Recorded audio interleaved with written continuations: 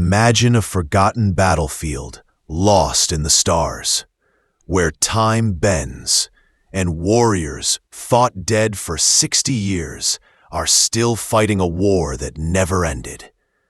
An old veteran and his draconid companion carry living names of the fallen on their skin, and when a ghostly signal pierces the silence, the galaxy must decide whether promises can still be kept. If you are new to the channel, then please subscribe to the channel and like the video, and tell us in the comments, where are you watching from?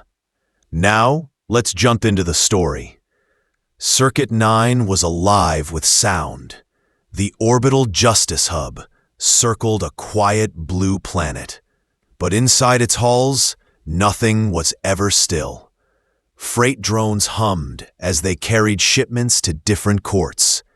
Small shuttles whispered along docking rails. Even the walls gave off a constant vibration from the gravity engines that kept everyone walking in neat lines.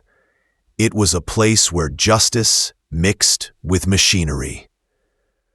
A busy ring that tried to keep order in a galaxy that often preferred chaos.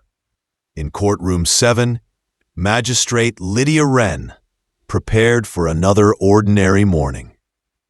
Her bench was lit by floating holograms, glowing blue sheets of law and fines. Most of the names on her list belonged to freighter captains who forgot docking rules, or merchants who bent tariff codes. It was work that kept civilization from unraveling, even if it rarely made history. She adjusted her robe and sipped water, ready to hear another case of misplaced cargo or delayed customs papers. The clerk's voice echoed softly. Next case, 712, the station versus Orrin Mercer. Charge, unauthorized docking in a medical rescue bay.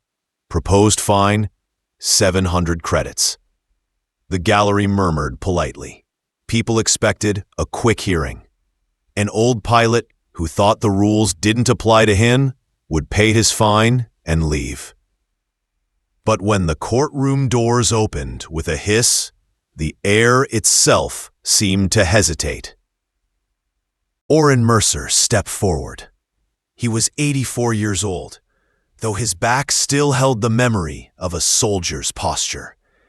His uniform was not current, but every crease and button had been cared for with patience. He leaned on a walking stick made of Martian ironwood, the grain polished smooth by time. His face carried deep lines and scars, each one telling a story too heavy for words. His pale eyes looked straight ahead, calm but firm. Beside him walked Halros.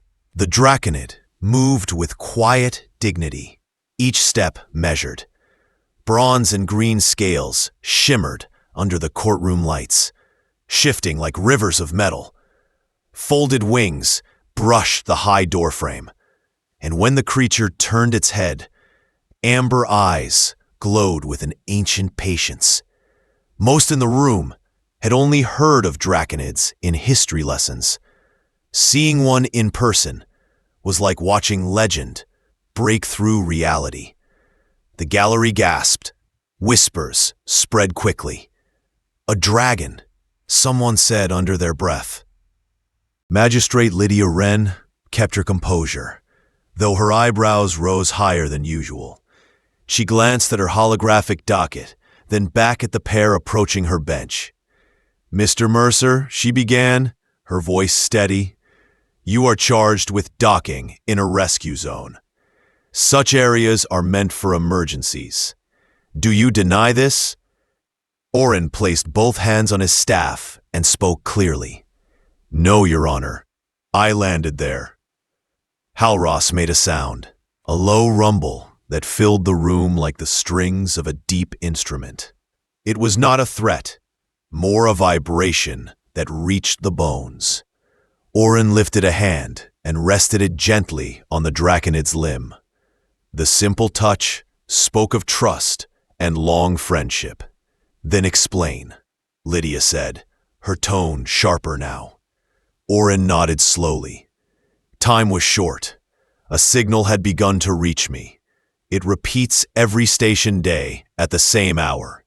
17 minutes long, carrying a voice I once knew. The audience leaned closer. Junie Tal, the young aide beside the magistrate, whispered. Whose voice? Orin's eyes stayed fixed forward. My wingmate from the Void War. Her name was Mira Vale. Silence wrapped the room for a breath. The Void War was taught in schools, told in books. But to most people, it was history, not memory. Halros lowered his great head, adding in a tone that seemed carved from stone. The bond endures beyond calendars. If a voice tied to our bond still calls, we must answer. Lydia studied them both. The record shows your age, Mr. Mercer. And it also notes you flew a Thunder-class fighter to reach the medical array. Those ships were retired decades ago. I kept mine alive, Orin said softly. As I kept my promise alive. I told her, if she ever called, I would answer. That is why I landed where I did. The magistrate's fingers tapped lightly on her bench. She felt the weight of routine law, but also the pull of something greater. Docking fines mattered, but so did listening when history tried to speak again. Something fragile and important. Lydia took a deep breath. This is not just a case about docking, she said. It is about whether we are willing to ignore a call from the past. She turned to her aide. Clear the rest of my docket. Notify station command, and bring in communication staff. The courtroom felt different, as if the walls themselves leaned closer. Orin and Halros stood silently, waiting.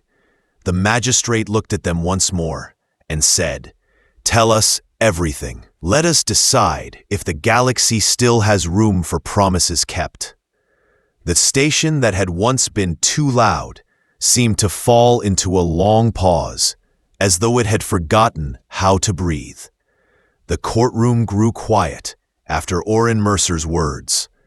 Magistrate Lydia Wren stood close to the old veteran and his draconid companion, Halros. The gallery leaned forward, sensing that something more was about to be revealed. The hum of the station's systems seemed to soften, as if even the walls wanted to listen. Orin set his staff aside, and with careful hands, rolled up the sleeves of his uniform. The room gasped together. Scars crisscrossed his arms, the kind that spoke of weapons no one wanted to imagine. But layered over those scars glowed a soft blue light. Lines of living symbols pulsed gently, forming names written in human script and draconid runes. The glow was steady, almost like a heartbeat. Lydia stepped closer, her eyes wide. What is this? She asked. Halros lowered his head, his amber eyes warm. Our elders gave us this gift, he explained in a voice that seemed to vibrate through the floor. They engineered living light. Each name is a soul lost under his command. The script feeds on his blood and shines until his life ends. Then the light fades, and the fallen may finally rest. The gallery whispered, voices full of awe. These were not ordinary tattoos. They were living memories, carried with devotion. Orin pointed to one name, brighter than the others. It throbbed like a star breaking through clouds. His voice shook as he spoke. This is Mira Vale, my wingmate. 60 years ago, her ship was destroyed at the Helia breach. I saw it happen. But since the signal began, her name glows again. The light answers something none of us thought possible. The magistrate tried to hold her composure. "You believe she may still be alive?" "I believe she is calling," Orin said. The small device he had placed on the bench flickered to life again. The star chart filled the air, and the red blinking point marked the exact site of the Helia breach. Once, it had been a gateway of travel and trade. Then the Void War swallowed it whole. The explosion of its quantum core left nothing but debris and stories. Hal Ross spoke again, his voice steady and low. "Space does not always break clean.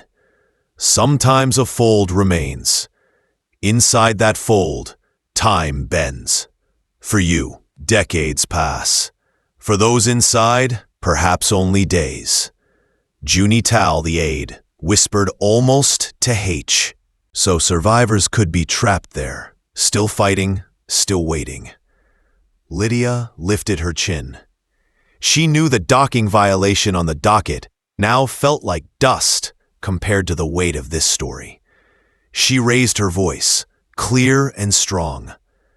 "Officer Tal, notify Station Command that I am invoking emergency priority. Summon communication staff and send word to the press. The public deserves to hear this." The gallery stirred. No one had expected the magistrate to act so boldly, but Lydia knew hesitation could bury the truth. While messengers hurried, she turned back to the veteran.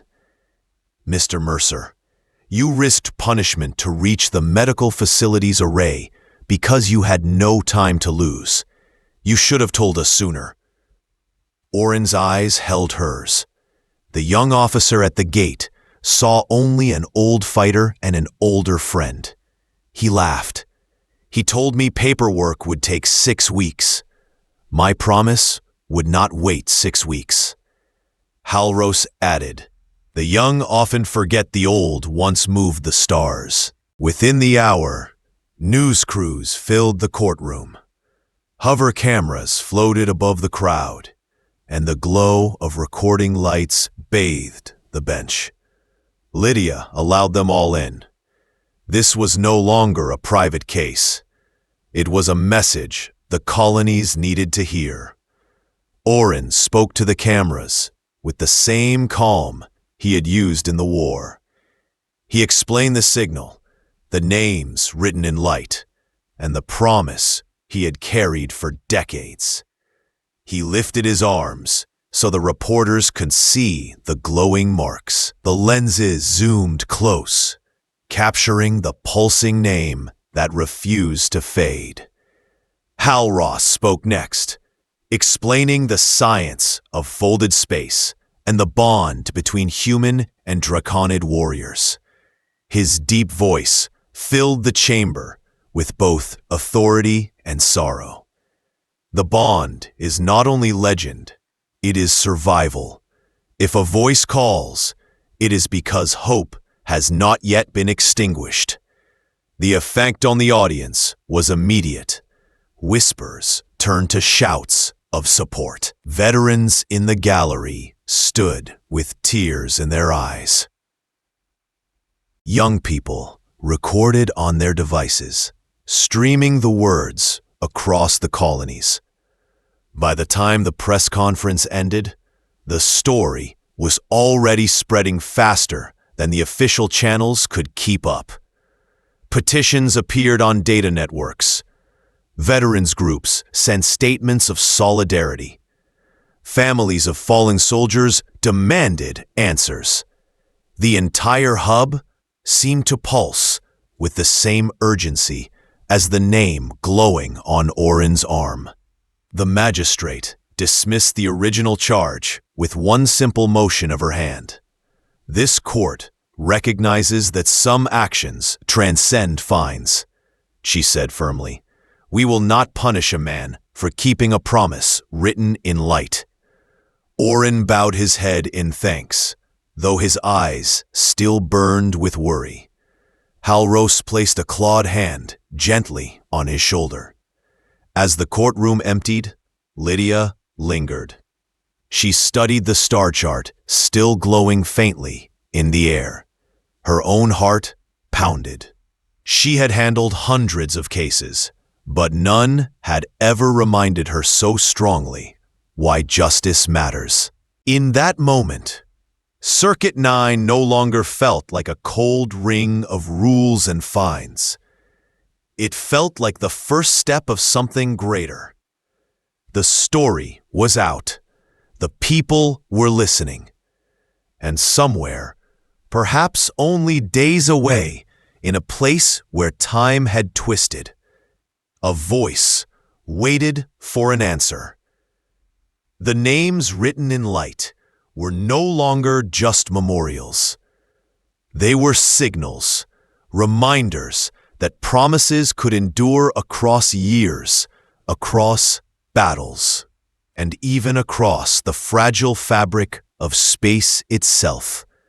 The fleet gathered near the broken ruins of the Helia breach, a place where space itself still carried the scars of the Void War. Twisted metal fragments turned slowly in the dark, glinting in the light of distant suns.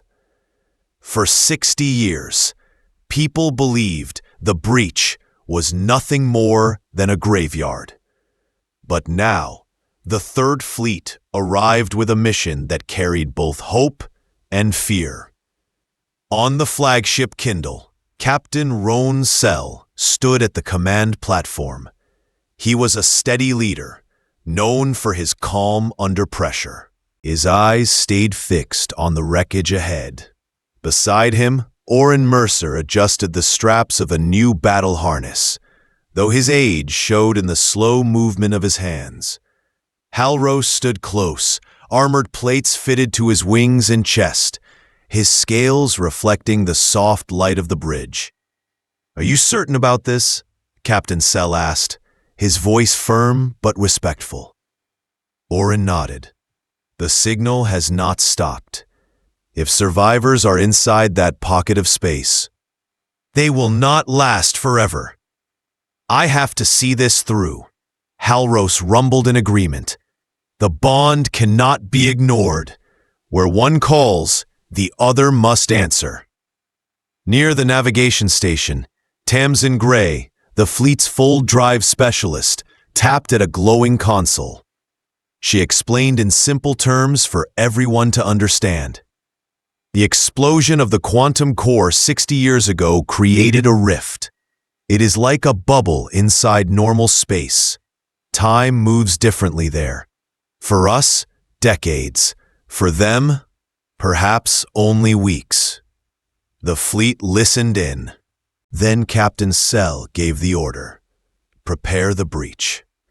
Drones carried a breach seed into the debris field. Energy crackled as the device activated. Slowly, the darkness ahead began to ripple like water under a heavy stone. Space twisted, folding in on itself until a shimmering passage opened. It glowed with shifting colors, strange and beautiful, but dangerous. "Breach stable," Tamsin reported. "Window is limited. We go now, or we lose the chance." The boarding team assembled quickly. Orin stood among younger soldiers, his hand resting on Halros's armored limb. Some of the soldiers exchanged uneasy glances, not sure what to expect from the legendary pair. But when the Draconid lowered his head in silent reassurance, their doubts eased. "Move out," Captain Sell ordered. They crossed the threshold. The shift felt like walking through a curtain of heavy air. One heartbeat, they were in open space. The next, they stood inside the pocket dimension. What they saw made the entire team freeze. The pocket was a vast sphere, filled with debris, frozen in strange spirals. Chunks of destroyed ships drifted around them, held in place by warped gravity. And in the center of it all, a single human destroyer still fought. Its hull was scarred, patched with scrap, even covered in pieces of swarm biometal. But its weapons fired again and again at enemies that should not exist. Dozens of swarm fighters circled the destroyer, firing blasts of green energy. The swarm had been extinct in normal space for decades, but here, the battle had never ended. Orin stepped forward, his voice steady over the comm. "This is Orin Mercer of the Earth Defense Force. To the ship in the center, do you copy?" For a long moment there was only static. Then a voice broke through, tired but alive. "Orin, is that you? You sound old." Orin's chest tightened. He knew that voice. "Mira," he whispered. "It's me. 60 years have passed for us." "Well, but for you it has been weeks. Hold on. We are here to bring you home." Hal Ross added his deep harmonic note, a sound known only to bonded warriors. The resonance cut through the noise of battle, reaching the ears of those still fighting inside the destroyer. 47 survivors remain," Mira answered. "Systems failing, ammunition low. We thought we were alone." The fleet moved quickly. Boarding pods shot forward, latching onto the destroyer's battered hull. Soldiers crossed the bridges into the ship, carrying supplies and guiding survivors back to the pods.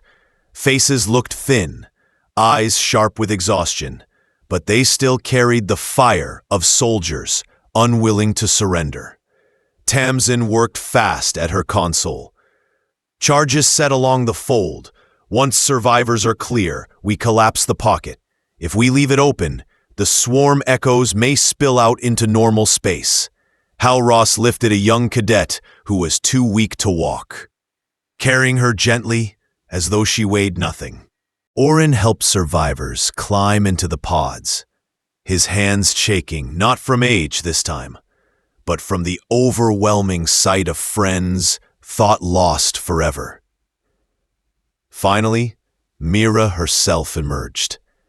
She looked almost the same as the day she was lost. Young, fierce, eyes blazing with determination.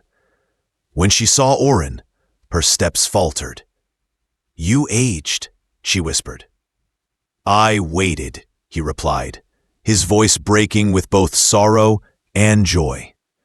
As the last pod sealed, Tamsin triggered the charges. The pocket trembled, light folding in on itself until the sphere collapsed with a flash that echoed through the void.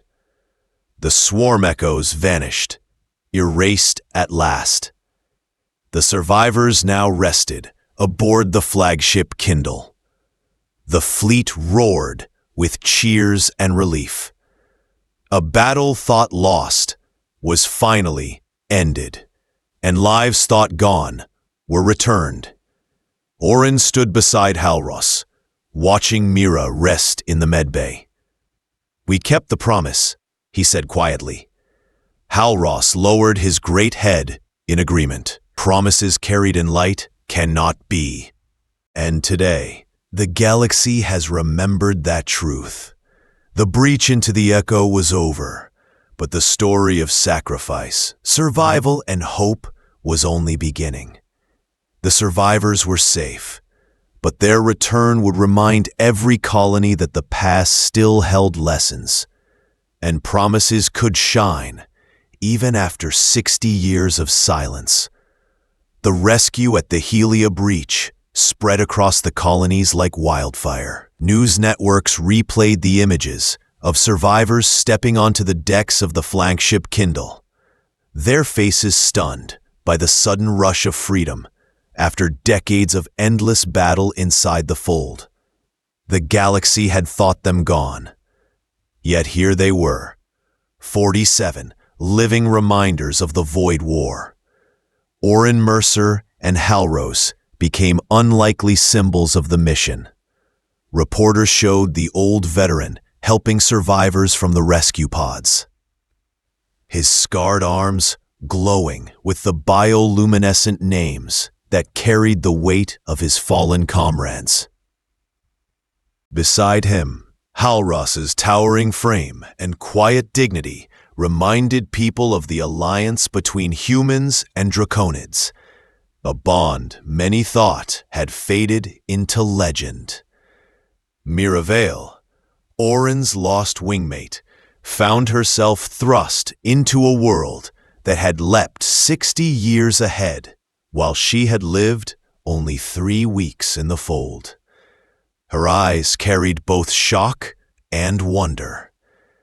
Technology she had never dreamed of surrounded her, and yet the faces she knew were either gone or aged beyond recognition. Seeing Orin again brought both joy and sorrow. He was no longer the young pilot she remembered, but the bond they shared reached past time itself. The survivors faced challenges. Adjusting to modern society was not easy for people who still heard the echoes of swarm attacks in their dreams. But they were not left alone. Veterans groups, schools, and whole communities opened their arms. These men and women were no longer just names on memorial walls. They were living proof of resilience. The government acted quick. Leaders announced the creation of a remembrance initiative, promising that the sacrifices of the Void War would never again be pushed into the background of history. Ceremonies were held, memorials expanded, and classrooms across the colonies taught children not just about battles, but about promises kept, bonds honored, and courage carried forward. Orin and Halros chose a quieter path. They did not remain on the front lines of politics or media. Instead, they traveled from colony to colony, speaking to small groups in schools, training halls, and community domes. They told children that bravery was not always about fighting. Sometimes bravery was simply about keeping faith when others had given up. In one colony, a student asked Halros if he regretted fighting. The draconid lowered his head and answered in his deep, resonant voice, "I regret the loss, but not the bond. Friendship is the shield we carry into every battle." His words were simple, yet they left the hall in silence as young listeners absorbed the meaning. Mira, too, became a voice for the past. Though still adjusting, she spoke often about what it felt like inside the fold. Time standing still, battle never ending, hope stretched thin, but not broken. Her testimony reminded everyone that endurance was as important as strength. "We survived because we refused to let the light go out," she told one gathering. "And now, you must carry that light for the future." For Magistrate Lydia Wren, the experience changed everything. She returned to her bench, but her perspective was transformed. Every case that crossed her courtroom reminded her of the day she chose to listen to an old man and his draconid companion. She realized justice was not only about rules written in code. It was also about compassion and courage. On her desk, she kept a single still image from that day, the glowing names on Orin's arms, so she would never forget. Years passed, and Orin grew older still. His hair turned white, his steps slower, but his eyes remained sharp. The names on his arms continued to glow softly, except for the 47 that pulsed with renewed life, a sign of the comrades rescued from the fold. Halros remained beside him always, his scales dulled in places by time, but his spirit unchanged. One evening, as their shuttle drifted above a world called New Harmony, They sat together in the cockpit, watching twin suns set over the planet's horizon. The view painted the sky with shades of orange and violet. For a long time, neither spoke. Finally, Halros asked, "Do you wish for a different road?" Orin rested his hand on the staff across his knees. He thought of friends lost, promises kept, the moment when Mira stepped alive from the wreckage of her ship. He shook his head gently. "I regret the pain, but not the path. It brought us here. It brought us purpose." Halros's amber eyes reflected the fading light. "Then the bond has carried us well." They both smiled quietly at that. Down on the surface, a group of children gathered in a small dome, waiting to hear their story. When the shuttle landed, a young girl ran forward, her notebook clutched tightly. "I want to help like you," she said breathlessly, "but I am afraid I am too small to matter." Orin looked at her, then at Halros. Together, they answered with the same words: "Start small, on purpose." Inside the dome, they spoke once more, their voices calm and steady, teaching the young that promises are the strongest light a person can carry. They explained that one signal, one decision, one act of faith could change the course of a lifetime or even a galaxy. As they left that night, the stars above New Harmony glittered like living names written across the sky. Orin touched his arm softly, not in grief, but in greeting. "Listen," he whispered to Halros. "What do you hear?" The Draconid asked. "Not a call for rescue," Orin replied, his voice full of peace. "A call for stories. It says, still here, still learning. Send hope." The bond between them needed no answer.